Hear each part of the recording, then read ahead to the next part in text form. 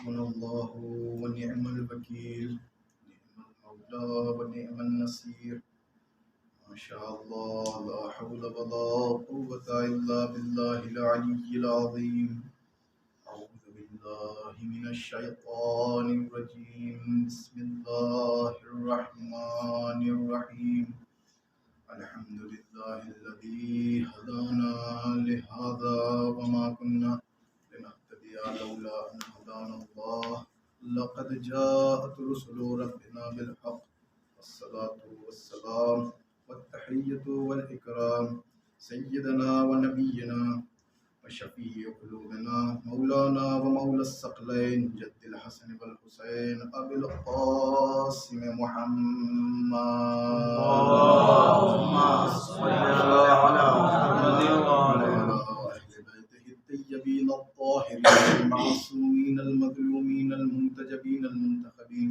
أما بعد قال رسول الله صلى الله عليه وآله وسلم بسم الله الرحمن الرحيم فاطمة بضعة مني فمن آذاها فقد آذاني صلی اللہ علیہ وسلم. اللهم صل على محمد وعلى عزیزان محترم، دوستان عزیز، بزرگان ملت،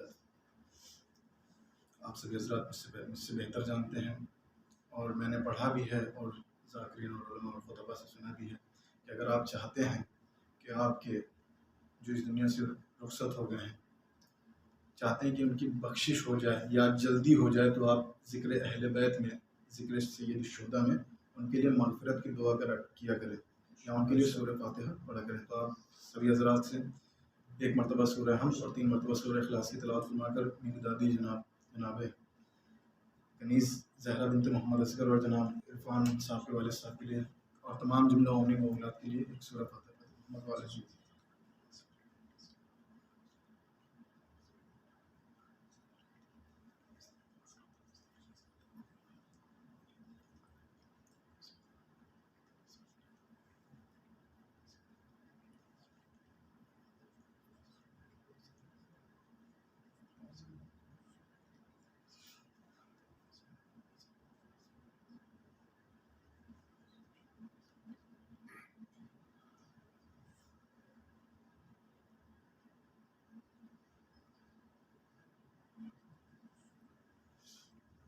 صلوات پڑھ دیں محمد وعلی محمد. اللهم صل على محمد وعلى محمد وعجل. ماشاء اللہ، جزاک اللہ. ابھی آپ نے دو بزرگ خطیبوں سے مجلس کو سنا، بہت ہی بہترین طریقے سے سنا. اب میرے پاس الفاظ نہیں ہے کہ میں مجلس کو پڑھ سکوں، کیونکہ ہمارے لیے دقت یہ ہے کہ ہم مختصر علم والے ہیں. تقریباً ہمارے نکات جو ہیں ایک دوسرے سے میچ کر جایا کرتے ہیں. آپ نے جزاک اللہ جناب عرفان صاحب سے مجلس سنی اور جناب شاہد رضا صاحب سے مجلس سنی، بہت بہتر رہی. اب میں نے جو حدیث کو اپنا موضوع سرنامہ کلام دیا ہے، جس کے لیے میں نے اپنے آپ کو تیار کیا ہے، جس حدیث کے لیے، وہ رسول خدا کی سب سے مشہور اور معروف حدیثوں میں سے ایک ہے. شہزادی کی فضیلت بیان کرنے کے لیے ہم بیان نہیں کر سکتے کہ جس کے لیے خدا نے یطہرہم تطہیرہ سے نوازا، اس کی فضیلت ہم کیا بیان کریں گے؟ جس کو رسول خدا نے اپنے جگر کا ٹکڑا کہا، اپنا ٹکڑا کہا، اس کی فضیلت ہم بیان کیا کریں گے؟ اس کی فضیلت بیان کرنے کے لیے یا تو خدا کا کلام ہو یا رسول کی زبان ہو. سبحان اللہ. یا تو خدا کا کلام ہو یا رسول کی زبان ہو. اب جو میں بیان کروں گا یہ اللہ کا کرم ہوگا اور بی بی کی عطا ہوگی. ایک صلوات پڑھ دیں محمد والے محمد. اللهم صل على محمد وعلى محمد. دوستان عزیز، دعائے فاطمہ زہرا، ماتمداران سید الشہداء، دلوں میں محبت علی رکھنے والوں، آنکھوں میں غم حسین کی نمی محسوس کرنے والوں، پرچم عباس اٹھانے والوں، غم حسین میں فرش عزا بچھانے والوں، میں نے جس حدیث کو اپنا موضوع سرنامہ سخن کلام قرار دیا ہے اس میں اللہ کا حبیب، اللہ کا رسول ارشاد فرما رہا ہے. کون جو ختمی مرتبہ ہے، سید المرسلین ہے، سید الانبیاء ہے، وہ ارشاد فرما رہا ہے. میں آپ کو بتا دیتا ہوں کہ رسول کون ہے. وہ اللہ کے حبیب ہیں. ایک رسول اور ہیں، کون؟ جو اللہ کے خلیل ہیں. خلیل اور حبیب میں فرق کیا ہے؟ خلیل اور حبیب میں فرق کیا ہے؟ خلیل اسے کہتے ہیں جو خدا سے کہے میں تجھ سے محبت کرتا ہوں، اور حبیب اسے کہتے ہیں جس سے خدا کہے میں تجھ سے محبت کرتا ہوں۔ ایک صلوات پڑھتے ہیں محمد وآل محمد پر۔ حبیب اسے کہتے ہیں جس کے لیے خدا کہے کہ میں تجھ سے محبت کرتا ہوں۔ کون فرما رہا ہے؟ کیا فاطمۃ بضعۃ منی فمن آزاہا فمن آزانی۔ دوسری حدیث میں ملتا ہے کیا؟ من ابغضہا فقد ابغضنی۔ ترجمہ سنیے کیا کہ رسول خدا ارشاد فرما رہے ہیں، کیا ارشاد فرما رہے ہیں کہ فاطمہ میرا ٹکڑا ہے، جس نے فاطمہ کو اذیت دی گویا اس نے مجھے اذیت دی۔ دوسری حدیث کا ترجمہ کیا ہے؟ جو اس کا جز ہے، اس کا فکرہ ہے کیا کہ جس نے فاطمہ کو ناراض کیا اس نے مجھے ناراض کیا۔ حدیث آگے بڑھتی ہے، جس نے رسول کو ناراض کیا اس نے خدا کو ناراض کیا، اور جس نے خدا کو ناراض کیا وہ کافر۔ ایک صلوات پڑھتے ہیں محمد وآل محمد پر۔ ابھی آگے بیان کرتا ہوں کہ جو خدا کو ناراض کرے اس سے مراد کیا ہے، کافر کون ہے، اس سے کیا مراد ہے۔ میں پہلے تمہیداً بیان کرتا ہوں، یہ رسول کون ہے جو ختمی مرتبت ہے، سید المرسلین ہے، سید الانبیاء ہے، سید ہے۔ کون؟ وہ رسول کے جس کے پروردگار عالم نے جس کو حبیب کہا، اور ایسے نہیں کہا بلکہ سورہ النجم میں کیا کہا، تیسری آیت اور تیسری اور چوتھی آیت میں کیا کہا، وما ينطق عن الهوى ان هو الا وحی یوحی، کہ ہمارا رسول کچھ کہتا ہی نہیں مگر وہی کہتا ہے جو وہی کہتی ہے۔ ایک صلوات پڑھ دیں محمد وآل محمد پر۔ پھر کیا کہا، یہ جو میں نے بیان کیا ہے سورہ آل عمران کی 144ویں آیت تھی۔ اب جو بیان کرنے جا رہا ہوں یہ کیا ہے، سورہ آل عمران اور 144ویں میں آیت نمبر کیا کہا، وما محمد الا رسول، محمد ہے ہی نہیں سوائے رسول کے، محمد ہے ہی نہیں سوائے رسول کے۔ اب سنیے گا، بہت توجہ چاہتا ہوں، جب ایک بچہ کسی بات کو بیان کرتا ہے تو اس کی بات کو صرف انسنا کیا جاتا ہے یا سنا کیا جاتا ہے تو قابل توجہ نہیں ہوتی۔ اسی بات کو کوئی بڑا کہتا ہے تو وہ قابل غور و فکر ہو جایا کرتی ہے۔ اسی بات کو کوئی بزرگ عالم دین کہتا ہے تو وہ غور و فکر و تدبر والی ہو جایا کرتی ہے۔ اور کسی بات کو اگر کوئی رسول کہے تو وہ ہمارے لیے باعث اطاعت ہو جایا کرتی ہے۔ تو اب سنیے گا کہ یہ جو رسول خدا نے فرمایا ہے یہ خود وما ينطق عن الهوى ان هو الا وحی یوحی، ہمارا رسول کچھ کہتا ہی نہیں مگر وہی کہتا ہے جو وہی کہتی ہے۔ وما محمد الا رسول، ہمارا رسول ہے ہی نہیں سوائے رسول کے۔ تو سمجھ میں آیا کہ یہ زبان خدا کی ہے، کلام رسول کا ہے۔ یہ جو رسول ارشاد فرما رہے ہیں فاطمۃ بضعۃ منی، یہ زبان رسول کی ہے، کلام اللہ کا ہے۔ یہ زبان رسول کی ہے، کلام اللہ کا ہے۔ ایک صلوات پڑھ دیں محمد وآل محمد پر۔ یہ کون پروردگار ہے جو اللہ کا حبیب ہے؟ وہ پروردگار ہے جس کے لیے وہ کون پروردگار ہے جو وحدہ لا شریک ہے، جو بے نیاز ہے، ہر ایک چیز سے بے نیاز ہے، جو انک علی کل شیء قدیر ہے، جو ہر ایک شے پر قدرت رکھتا ہے، وہ یہ پروردگار ہے۔ ایک مرتبہ کا واقعہ ہے، ایک شخص کس کے جناب امام صادق علیہ السلام کی خدمت میں آتا ہے، آنے کے بعد اس زمانے میں آتا ہے کس کے پاس، حاکم کے پاس، جو اس وقت میں بادشاہ رہتا ہے، اس کی خدمت میں آتا ہے۔ آنے کے بعد کہتا ہے کہ وہ دہریہ رہتا ہے جو خدا کو نہیں مانتے، وہ کہتا ہے کہ اے بادشاہ میرا ایک سوال ہے، تو بتا۔ کہاں بتا، پوچھ۔ تو وہ کہتا ہے کہ تمہارا قرآن پر ایمان ہے؟ کہتا ہے ہاں میرا قرآن پر ایمان ہے۔ کہا ٹھیک ہے بتا، تیرا اللہ ہر چیز کر سکتا ہے؟ کہا ہاں میرا پروردگار ہر چیز کر سکتا ہے۔ کہا تیرا پروردگار کیا اور بھی اللہ کو خلق کر سکتا ہے؟ 1 2 3 4، کیا اور بھی خدا کو خلق کر سکتا ہے، پیدا کر سکتا ہے؟ اب سوال سننے سے پہلے تو بڑا بےتاب تھا جواب دینے کے لیے، اب جیسے ہی سوال سنا سناٹا چھا گیا، خاموشی چھا گئی۔ اب اس نے اپنے ملاؤں کی طرف دیکھا، جو درباری ملا ہوا کرتے تھے جواب دینے کے لیے، جو مفتی ہوا کرتے ان کی طرف دیکھا۔ جب تک سوال نہیں ہوا تھا ایسے دیکھ رہے تھے کہ شاید ہم سے پوچھا جائے گا، شاید ہم سے پوچھا جائے گا، شاید ہم سے پوچھا جائے گا۔ اب جب سوال کیا گیا، جب بادشاہ نے پلٹ کر ان کی طرف دیکھا، گردن یوں سے یوں ہو گئی، گردن اوپر تھی نیچے ہو گئی۔ اب سناٹا چھا گیا۔ ایک نے کہا 3 دن کی مہلت مانگ لو، 3 دن کی مہلت مانگ لو۔ اب 3 دن جیسے ہی گزرے، سب سے پہلے کون آیا؟ وہی دہریہ جس نے سوال کیا تھا، سب سے پہلے آ گیا۔ آنے کے بعد پھر دربار سجا، بادشاہ اپنے تخت پر آ کے بیٹھا، ملا جو مفتی تھے اپنے کرسی نشین ہوئے۔ بیٹھنے کے بعد اب پھر جیسے ہی کہا میرا سوال یہ تھا خدا قرآن پر ایمان ہاں ہے، بتا خدا تیرا اگر ہے تو کیا اور بھی، اگر تیرا خدا ہر چیز پر قدرت رکھتا ہے، انک علی کل شیء قدیر، اگر ہر چیز پر خدا قدرت رکھتا ہے تو کیا اور بھی خدا خلق کر سکتا ہے؟ اب پھر سناٹا چھا گیا 3 دن کے بعد بھی. اب کیا ہوا؟ کہا ایک نے اٹھ کے کہا کہ سوال غلط ہے، یہ واجب القتل ہے، اسے قتل کر دیا جائے. سوال غلط ہے، یہ واجب القتل ہے، اسے قتل کر دیا جائے.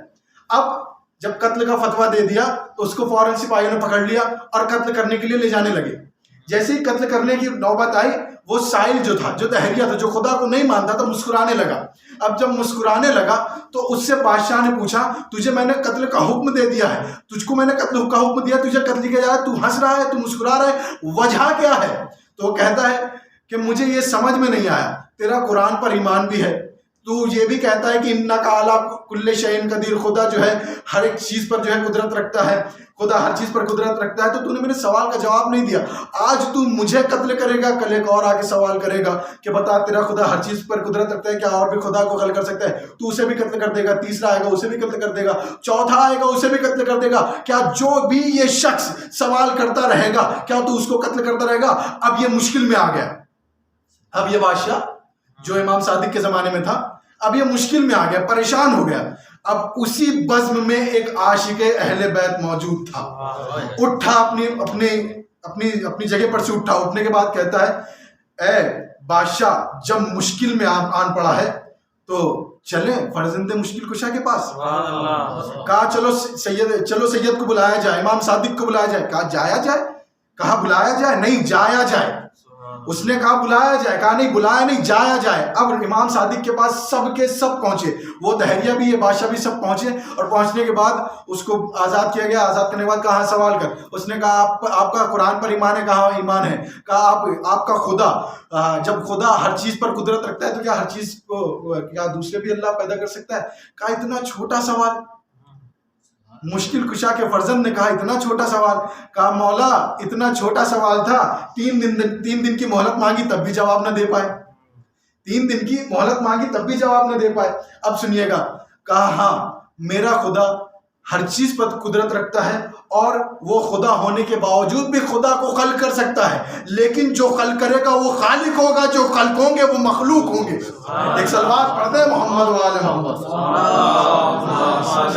ایک نہیں 4000 خلق کر سکتا ہے، لیکن جو خلق کرے گا وہ خالق ہوگا، جو خلق ہوں گے وہ مخلوق ہوں گے. تو یہ ہے وہ خدا جسے رسول نے اپنا حبیب کہا ہے. یہ وہ رسول ہے کہ جسے دشمن بھی صادق و امین کہا کرتے تھے. میں دوسری بحث میں نہیں جاؤں گا ورنہ گفتگو آگے نکل جائے گی، دوسری طرف نکل جائے گی. جب یہ پروردگار کیا کہتا ہے کہ کنتو کنزن مخفیہ، جب میں ایک چھپا ہوا خزانہ تھا، میں نے چاہا کہ میں پہچانا جاؤں تو میں نے اپنے نور سے محمد کے نور کو خلق کیا. جب اپنے نور سے محمد کے نور کو خلق کیا، پھر ارشاد فرمایا کس نے؟ محمد نے. حدیث قدسی ملتا ہے، کیا کہا؟ اول خلق اللہ نوری، اول ما خلق اللہ نوری، سب سے پہلے پروردگار عالم نے اپنے نور سے میرے خول کو خلق کیا. پھر اس کے بعد فرمایا کیا؟ انا و علی من نور واحد، پھر اس کے بعد میں اور علی ایک ہی نور کے 2 ٹکڑے ہیں. پھر 5 ہوئے، پھر 14 ہوئے، پھر 5 ہوئے، پھر 14 ہوئے. بحث اس سے نہیں ہے. پروردگار عالم نے کہا جب میں نے چاہا کہ میں پہچانا جاؤں تو میں نے اپنے نور سے محمد کے نور کو خلق کیا، خلق کر دیا. اب بات آگے بڑھتی ہے. کیا؟ ایک صلوات پڑھ دیں محمد والے محمد. اب بات آگے بڑھتی ہے. رسول خدا نے ارشاد فرمایا فاطمہ تو بزۃ منی ومن آذاہ فقد آذانی. جس نے فاطمہ کو اذیت دی اس نے مجھے اذیت دی. ٹھیک، اب سنیے گا، بہت توجہ چاہتا ہوں آپ لوگوں سے. مختصر وقت میں کچھ بیان کرنا چاہتا ہوں، انشاءاللہ آپ لوگ محظوظ ہوں گے. اب سنیے گا، ایک نتیجے تک لے کر جانا چاہتا ہوں. حدیث بیان کی رسول خدا نے، یہ فاطمہ میرا ٹکڑا ہے، فاطمہ میرا ٹکڑا ہے. جس نے فاطمہ کو اذیت دی اس نے مجھے اذیت دی. دوسرا فکرہ میں نے بیان کیا کہ جس نے فاطمہ کو ناراض کیا اس نے مجھے ناراض کیا. ایک مثال دیتا ہوں کہ فاطمہ ہے کیا. رسول خدا نے فرمایا کہ فاطمہ میرا ٹکڑا ہے. فاطمہ میرا ٹکڑا ہے، یہ نہیں کہا فاطمہ میرا جو ہے میرے دل کا ٹکڑا ہے. اگر فاطمہ کو دل کا ٹکڑا کہہ دیتے تو جسم اور دل کے درمیان رہ جاتی، آگے نہ بڑھ پاتی. فاطمہ کو کہا کہ فاطمہ میرا ٹکڑا ہے، فاطمہ میرا ٹکڑا ہے. اب سنیے گا، رسول خدا ہے کل، فاطمہ ہے جز. کل کی خاصیت یہ ہوتی ہے جب کل سے جز جدا ہوتا ہے تو کل میں نقص پیدا ہو جاتا ہے، نقص پیدا ہو جاتا ہے. اب سنیے گا، جو صفات و کمالات رسول خدا کے اندر پائے جاتے ہیں، ٹھیک وہی صفات و کمالات فاطمہ کے اندر پائے جاتے ہیں. کیسے؟ مثال کے ذریعے واضح کرتا ہوں. آپ ایک روٹی لیں، روٹی لینے کے بعد اس میں سے ایک لقمہ توڑنے کے بعد اسے کھائیں. جو ذائقہ، جو مزہ، جو ٹیسٹ اس ایک لقمے کا ہوگا، ٹھیک وہی پوری روٹی کا ہوگا. ٹھیک اسی طریقے سے جو بھی صفات و کمالات رسول خدا کے اندر پائے جاتے ہیں، ٹھیک جناب فاطمہ زہرا میں بھی پائے جاتے ہیں. ایک صلوات پڑھ دیں مل جل کر محمد وآل محمد.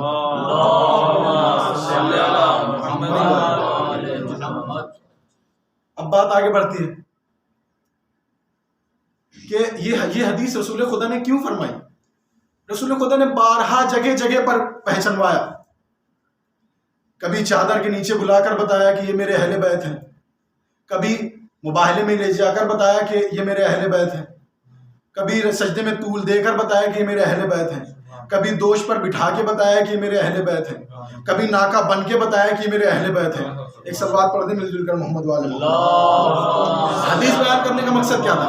رسول جو ہے دور اندیشی رکھتے ہیں، دور شناس ہیں، پہچانتے ہیں کہ آگے کیا ہونے والا ہے. اس لیے رسول خدا نے فرمایا کہ فاطمہ میرا ٹکڑا ہے. جس نے فاطمہ کو اذیت دی اس نے مجھے اذیت دی. تو آئیے دیکھیے کہ جناب فاطمہ کو اذیت کس نے دی کہ رسول خدا کو ارشاد فرمایا یا کون اذیت دینے والا ہے کہ جس کی وجہ سے رسول خدا نے ارشاد فرمایا. اب سنیے، تاریخ اٹھا کر دیکھیے، آپ شیعہ کی ہو سنی کی ہو فرق نہیں کرتا، آپ تاریخ اٹھا کر دیکھیں کہ جناب سیدہ کو کس نے اذیت دی. جناب سیدہ کو کس نے اذیت دی؟ جناب سیدہ کس سے راضی؟ کس سے راضی اور کس نے اذیت دی؟ جس سے راضی نہیں ہے اس نے اذیت دی، جس سے راضی نہیں ہے اس نے اذیت دی. اب سنیے گا، جناب سیدہ کس سے راضی؟ بہت توجہ چاہتا ہوں آپ سبھی حضرات سے. جناب سیدہ کس سے راضی؟ آیا جو اونچے اونچے پجامے پہنتے ہیں ان سے راضی، یا جو لمبے لمبے کرتے پہنتے ہیں ان سے راضی، یا جو عطر اور سینٹ لگاتے ہیں ان سے راضی، یا جو لمبی لمبی داڑھی رکھتے ہیں ان سے راضی، یا جن کے ماتھے پر سجدے کا نشان ہے ان سے راضی؟ نہیں. آئیے میں بتاتا ہوں کس سے راضی. میں بتاتا ہوں کس سے راضی. جس کے سلام کا جواب سیدہ نے دیا اس سے راضی. اب تاریخ اٹھا کر دیکھیں کہ جناب سیدہ نے کس کے سلام کا جواب دیا. اس کے سلام کا جواب دیا؟ نہیں. اس کے سلام کا جواب دیا؟ نہیں. اس کے سلام کا جواب دیا؟ نہیں. تاریخ اٹھا کے دیکھیں، فلاں نے سلام کیا جواب نہیں ملا، فلاں نے سلام کیا جواب نہیں دیا، فلاں نے سلام کیا جواب نہیں دیا. میں بتاتا ہوں کس نے سلام دیا، کس کے سلام کا جواب دیا. رسول نے سلام کیا جواب ملا، خدیجہ نے سلام کیا جواب ملا، علی نے سلام کیا جواب ملا، حسین نے سلام کیا جواب ملا، ابو ذر نے سلام کیا جواب ملا، سلمان نے سلام کیا جواب ملا، مقداد نے سلام کیا جواب ملا، یہاں تک کہ فضہ نے سلام کیا جواب ملا. اب تاریخ اٹھا کر دیکھیے کہ کس نے سلام کا جواب نہیں دیا، کس کے سلام کا جواب نہیں دیا. آپ کو بارہا ملے گا ہماری کتاب میں بھی ان کے کتاب میں بھی کہ انہوں نے سلام کیا، ان کے سلام کا جواب نہیں دیا. اب یہاں پر ایک پیچیدہ مسئلہ یہ ہے کہ جناب سیدہ ہے معصومہ. یہاں پر دو نتیجے دینا چاہتا ہوں. کافر جس سے رسول خدا ناراض اس سے خدا ناراض، اور جس سے خدا ناراض وہ کافر. اب سنیے گا کہ کس کے سلام کا جواب نہیں دیا کہ جناب سیدہ ہے معصومہ. جناب سیدہ معصومہ ہے جن سے بھول کر بھی وہ مکروہ کام بھی انجام نہیں دے سکتی. آپ مجھ سے بہتر جانتے ہیں کہ سلام کرنا مستحب ہے لیکن جواب دینا واجب. اب ہو سکتا ہے کہ سیدہ کو کوئی سلام کرے اور جواب نہ دے. ہو سکتا ہے ایسا کہ سیدہ کو کوئی سلام کرے اور جواب نہ دے. ہاں ایسا ہوا، سیدہ کو سلام کیا لیکن جواب نہیں دیا، کیونکہ سلام مومن کا واجب ہے، کافر کا نہیں. ایک صلوات پڑھ دینا محمد والے محمد پر. سلام کا جواب مومن کا واجب ہے، کافر کا نہیں. یہاں سے مل گئی نا دلیل، کیونکہ سیدہ ہے مکروہ کام کو بھی انجام نہیں دیتی، تو ایسا ہو سکتا ہے کہ وہ واجب کو ترک کر دے؟ مل گئی نا دلیل کہ کافر کون ہے، مومن کون ہے۔ اب سنیے کہ ان کا مسئلہ تو حل ہو گیا کہ یہ اس زمانے میں موجود تھے، جن کو سلام کیا وہ ان سے راضی، اور جن کو سلام نہیں کیا ان سے ناراض۔ اب ہمیں کیسے پتا چلے، مسئلہ تو یہ ہے کہ ہمیں کیسے پتا چلے کہ ہم سے راضی ہیں یا نہیں؟ فاطمہ تو ہے نہیں، ہم موجود ہیں، اب پتہ کیسے چلے کہ ہم سے جو ہے سیدہ راضی ہیں کہ نہیں؟ تو فکر کرنے کی ضرورت نہیں ہے، آئیے مسئلہ لے جائیے۔ سنیے، آپ نے مجھ سے مجلس کے لیے کہا، اس کا مطلب کیا ہوا؟ آپ مجھ سے راضی۔ میرا آ کر یہاں پر مجلس پڑھنا، اس کا مطلب میں آپ سے راضی۔ خوب، اب بہت توجہ سے سنیے گا۔ آپ نے مجھ سے مجلس کے لیے کہا، مطلب آپ مجھ سے راضی۔ میں یہاں پر آ کر بیٹھ کر مجلس پڑھ رہا ہوں، اس کا مطلب میں آپ سے راضی۔ ٹھیک اسی طریقے سے ہمارا مجلس کرنا، ہم زہرا سے راضی، زہرا کا مجلس میں آنا یعنی زہرا ہم سے راضی۔ ایک صلوات پڑھ دیں مل کر محمد و آل محمد پر۔ ہمارا مجلس کرنا، ہم زہرا سے راضی، زہرا کا مجلس میں آنا، زہرا ہم سے راضی۔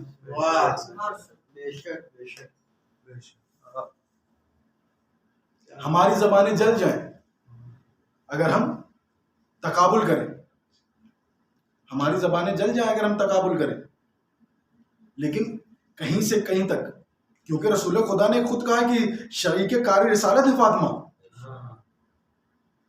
اب کہیں سے کہیں تک آپ جو ہے اس میں تقابل نہیں، ہماری زبانیں جل جائیں اگر ہم تقابل کریں۔ رسول کا مرتبہ الگ ہے، فاطمہ کا مرتبہ الگ ہے، لیکن دیکھیے گا کیا مساویت مماثلت پائی جاتی ہے، کیا ایک دم برابری پائی جاتی ہے۔ سنیے گا، اگر رسول خدا کو پروردگار عالم نے سید المرسلین کہا تو جناب سیدوں کو سید النساء العالمین کہا۔ اگر رسول خدا کو طٰہٰ اور یاسین کہا تو جناب سیدہ کو یطہرہم تطہیرا کہا۔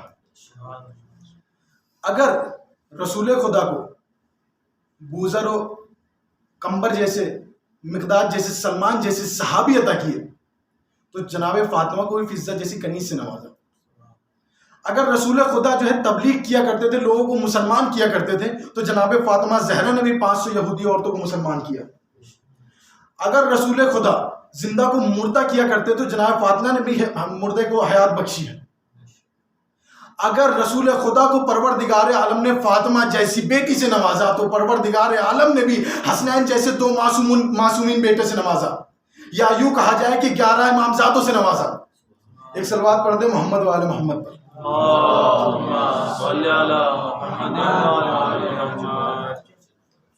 یہ موضوع بہت وسیع ہے، بیان نہیں کیا جا سکتا، اس وجہ سے کیونکہ وقت اس کے لیے بہت زیادہ چاہیے۔ کس وجہ سے؟ کیونکہ اگر آپ جناب سیدہ کے زندگی کو آپ تقسیم کریں گے تو 3 حصوں میں کم سے کم تقسیم ہوگی۔ کیسے؟ ایک باپ کے ساتھ، ایک شوہر کے ساتھ، اور ایک بیٹوں کے ساتھ۔ میں بیان نہیں کروں گا، صرف اشارہ دوں گا اور اپنی زحمت کو تمام کروں گا۔ انشاءاللہ پھر کہیں موقع ملا تو انشاءاللہ بیان ہوگا۔ یہ بطول جو رحمت للعالمین ہے، اس کے لیے رحمت بن کر آئیں، جو کل ایمان ہے اس کے لیے نصف الایمان بن کر آئیں، جو جنت میں سردار ہیں، سب کے جوانان جنت کے سردار ہیں، ان کے لیے جنت کا باعث ہے، جنت کا سبب ہے۔ تو یہ ہے فاطمہ۔ تاریخ میں ملتا ہے کہ جب رسول خدا کہیں سفر پر جایا کرتے تھے تو سب سے پہلے، سب سے آخر میں جناب سیدہ سے ملا کرتے تھے، اور جب پلٹ کر واپس آیا کرتے تھے تو سب سے پہلے ملا کرتے تھے، تاکہ یہ جو ملاقات کی مدت ہے کم سے کم ہو سکے۔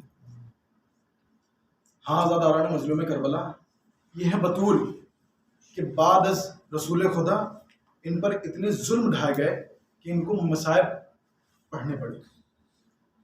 سبت علیہ مصائب اللہ عنہا، سبت علی الایام سبنا علیہ، یہ وہ مصائب ہیں کہ اگر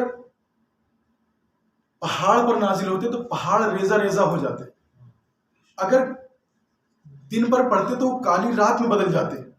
ہاں عزاداران مظلوم کربلا، میں نے فضائل بڑی بطول کے پڑھے ہیں لیکن مصائب چھوٹی بطول کے پڑھوں۔ یہ بطول جب اس دربار میں گئی، جب واپس آئی تو ضعیف ہو گئی، عصا لے کر چلنے لگی۔ ہاں عزاداران مظلوم کربلا، یہ بطول 18 سال کی تھی۔ ہاں عزاداران مظلوم کربلا، ایک ضعیفہ جو کربلا کے میدان میں ہے، جب یہ کربلا میں گئی تھی تو 4 سال کی تھی، لیکن ہاں عزاداران مظلوم کربلا، بعد از امام حسین جب یہ کربلا سے کوفہ اور کوفہ سے شام گئی ہے تو یہ 4 سال کی بچی ضعیفہ ہو گئی، عصا لے کر چلنے لگی۔ ہاں عزاداران مظلوم کربلا، ہم لوگ بڑی آسانی سے کہہ دیتے ہیں کہ شام سے کربلا سے کوفہ اور کوفہ سے شام لے جایا گیا۔ ہاں عزاداران مظلوم کربلا، لیکن یہ کوئی نہیں بتاتا کہ ہم کیوں روتے ہیں، ہم کیوں روتے ہیں، ہم کیوں روتے ہیں۔ سنیے کیوں روتے ہیں، جو ہم بتا دیتے ہیں کہ کربلا سے کوفہ اور کوفہ سے شام لے جایا گیا بیویوں کو۔ یہاں 20 مقامات ہیں جس میں 1441 کلومیٹر کا فاصلہ ہے۔ ہاں عزاداران مظلوم کربلا، وہ کم سن سکینہ، وہ 4 سال کی بچی سکینہ کہ جس کے گلے میں رسی کو باندھا گیا۔ ہاں عزاداران مظلوم کربلا، ایک رسی میں 12 گلے۔ جب بیویاں اٹھتی تھی تو گلا کھچتا تھا، جب بیویاں اٹھتی تھی تب بھی گلا کھچتا تھا۔ اس بیوی نے 20 مقامات پر 1441 کلومیٹر کا سفر طے کیا۔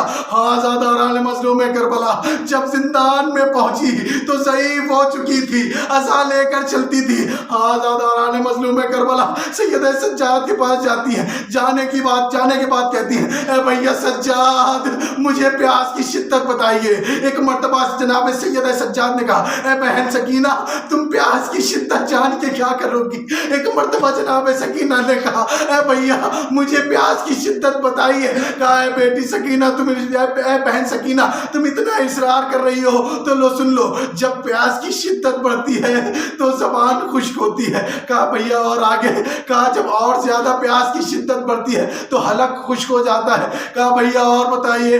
کہا جب اور زیادہ پیاس کی شدت ہوتی ہے تو جو بدن کا پانی ہوتا ہے وہ خشک ہو جاتا ہے۔ کہا بھیا سجاد اور بتائیے؟ کہا جب اور زیادہ پیاس کی شدت بڑھتی ہے تو ہڈیوں سے گوشت الگ ہونے لگتا ہے۔ جب کہا بھیا اور بتائیں؟ کہا بیٹا سکینہ، کہا بہن سکینہ، جب پیاس اپنے آخری مرحلے پر پہنچتی ہے تو ہڈیوں سے چٹکنے کی آواز آتی ہے۔ ایک مرتبہ جناب سکینہ نے سجاد سے کہا، اے بھیا سجاد، بس اسی مرحلے پر آپ کی بہن ہے، میری ہڈیاں چٹکتی ہیں۔ جزاکم ربکم خیر الجزا، خدا آپ کو کوئی غم نہ دے۔ ایک مرتبہ زندان میں جناب سکینہ سو رہی ہیں، خواب میں کیا دیکھا؟ بابا آیا ہے، خواب سے بیدار ہوئی، بیدار ہونے کے بعد کہا، اے پھوپھی اماں میرا بابا آیا ہے، اے پھوپھی اماں میرا بابا آیا ہے، اے پھوپھی اماں میرا بابا آیا ہے۔ یہی تھا، میرا بابا بھی یہیں پر تھا، میرا بابا کہاں چلا گیا؟ ایک مرتبہ جناب سکینہ کے رونے کی آواز دربار میں گئی۔ کہا یہ رونے کی آواز کہتی، یہ رونے کی آواز کیسی؟ ایک مرتبہ جناب سکینہ کو دربار میں بلایا گیا۔ جیسے ہی دربار میں بلایا تو جب دربار میں بلایا گیا تو کہا کہ اس کے بابا سے اس کو ملا دیا جائے۔ ایک مرتبہ تشت میں جناب امام حسین کا سر لایا گیا جو کہ کپڑے سے ڈھکا ہوا تھا۔ ایک مرتبہ جناب سکینہ نے کہا، مجھے کھانا نہیں چاہیے، مجھے میرے بابا سے ملا دو۔ ایک مرتبہ جب جیسے ہی سر پر سے کپڑے کو ہٹانا تھا، ایک مرتبہ جناب سکینہ نے چیخ ماری۔ چیخ مارنے کے بعد چاہا کہ بابا کو ہاتھ میں لے لے۔ ایک مرتبہ یزید نے روک دیا، کہا کہ میں نے سنا ہے تیرا بابا تجھ سے بہت محبت کرتا ہے، تو بھی اپنے بابا سے بہت محبت کرتی ہے۔ اگر تیرا بابا تجھ سے بہت محبت کرتا ہے تو اپنے بابا کو وہیں پر کھڑے ہو کر بلا۔ ایک مرتبہ جناب سکینہ دربار میں گریہ کرنے لگتی ہے، کہتی ہے بابا یزید بھرے دربار میں آپ کی محبت کا امتحان لے رہا ہے۔ ایک مرتبہ تشت سے سر اٹھا، جناب سکینہ کی گود میں آیا، جناب سکینہ نے اپنے گال کو بابا کے گال پہ رکھا، کہا ہے بابا آپ پہلے تو ایسے نہ تھے۔ ایک مرتبہ سید سجاد نے کہا کہ بی بی کو سر سے جدا کیا جائے، صدا گونجی انا للہ و انا الیہ راجعون۔ اور ادم بقضائہ و تسلیما لامرہ۔ پروردگار ہماری اس مختصر عبادت کو قبول فرما، جو لوگ بے روزگار ہیں روزگار عطا فرما،